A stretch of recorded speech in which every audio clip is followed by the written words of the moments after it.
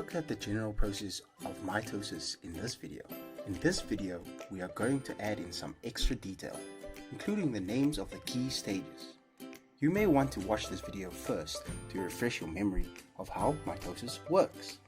You should already know that mitosis is the process of cell division that produces identical copies of cells and is involved in growth, cell repair, and asexual reproduction.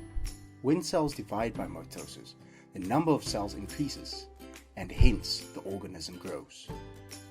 Different organisms have different numbers of chromosomes. To keep it simple, we are just going to look at what happens to one pair of chromosomes during cell division. Before we start, just a quick reminder that a chromosome is made up of two chromatids, and one from the mother and one from the father. So mitosis, with our special sciencey names, add in. To this day, I just remember IPMAT to remember which order the stages go in. Then just tag cytokinesis into the end. Interphase, the chromosomes duplicate and become two identical chromatids, joined at the centromere. So in humans, it has gone from the original 46 to 92. In prophase, in the nucleus, the chromosomes condense, and in the cytoplasm, spindle fibers form. Metaphase, the nuclear membrane breaks apart. The spindle fibers attach to the chromosomes, and the chromosomes line up at the equator of the cell.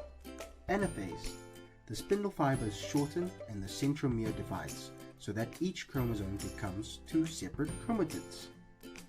Telophase, the nuclear membrane forms around each set of chromosomes.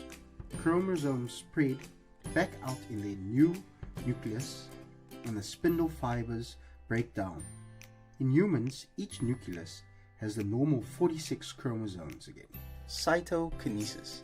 The cell membrane pinches into two separate sets of chromatids into two identical daughter cells with the same number of chromosomes as the parent. So 46 or 23 pairs in humans. So there we have how cells divide by mitosis to form two new identical cells with the special IPMAT. Sciencey words include